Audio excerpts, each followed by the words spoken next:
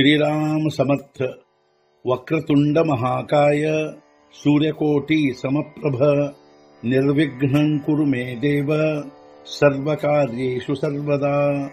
गुरुर्ब्रह्मा गुरुर्विष्णुः गुरुर्देवो महेश्वरः गुरुः साक्षात् परब्रह्म तस्मै श्री गुरवे नमः। विदेहापरि चालवूनी प्रपंच मुमुक्षु जनालागी अध्यात्म चर्चा करोनी बहुलोकजे मेळवीती। नमस्कार त्या ब्रह्म चैतन्य मूर्ती।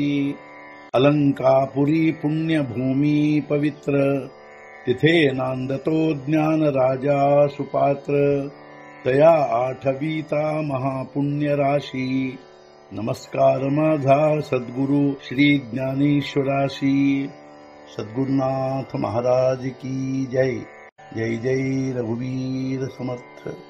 श्रीराम समर्थ। जय जय रामकृष्ण हरी। श्री ज्ञानेश्वरी अध्याय 15 पुरुषोत्तम योग ಸಂಪುಟ 32 ತೇಥ ಚಿದ್ವೃತ್ತಿ ಪहिले ಮಹತ್ತತ್ವ ಉಮಲಲೆ ತೇ ಪಾನವಾಲ್ಲೆ ಧುಲ್ಲೆ ಏಕ ನಿಘೆ।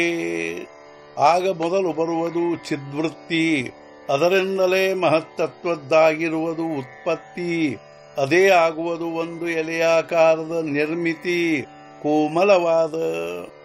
ಆಗ ಮೊದಲು ಚಿದ್ವೃತ್ತಿ ಎಂದರೆ ಮಾಯೆ ಪ್ರಕಟವಾಗಿ ಬರುವುದು, ಅದರಿಂದಲೇ ಮಹತ್ತತ್ವದ ಉತ್ಪತ್ತಿ ಆಗುವುದು। ಆ ಮಹತ್ತತ್ವವೇ ಒಂದು ಕೋಮಲವಾದ ಎಲೆಯ ರೂಪದಲ್ಲಿ ನಿರ್ಮಾಣವಾಗುವುದು। मग सत्वरजतमात्मकू त्रिविध अहंकारू जो एकू तो तिवणा अधो मुखू गिरुफुटे। ಆಗ ಸತ್ವರಜತಮಾತ್ಮಕ ತ್ರಿವಿಧ ಅಹಂಕಾರದ್ದಾಗುವುದು ಐಕ್ಯ, ಅದು ತ್ರಿಪರ್ಣವಾಗಿ ಅಧೋ ಮುಖ ಅಂಕುರವಡೆಯುವುದು।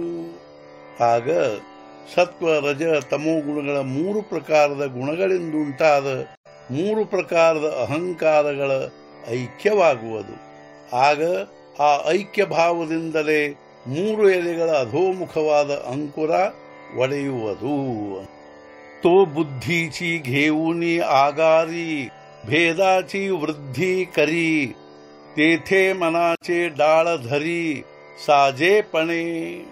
ತೆಗೆದುಕೊಂಡು ಬುದ್ಧಿ ಎಂಬ ಟೊಂಗೆಯನ್ನು ವೃದ್ಧಿಗೊಳಿಸುವುದು ಭೇದವನ್ನು, ಆಗ ಮನಸ್ಸೆಂಬ ಟೊಂಗೆ ಹೊಂದಿ ಪ್ರಫುಲ್ಲತೆಯನ್ನು ಬೆಳೆಯತೊಡಗುವುದು।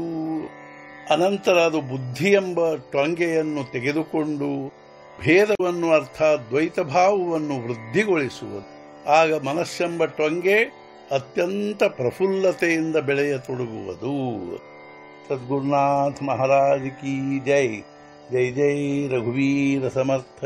श्री पंढरीनाथ महाराज की जय। जय जय रघुवीर समर्थ।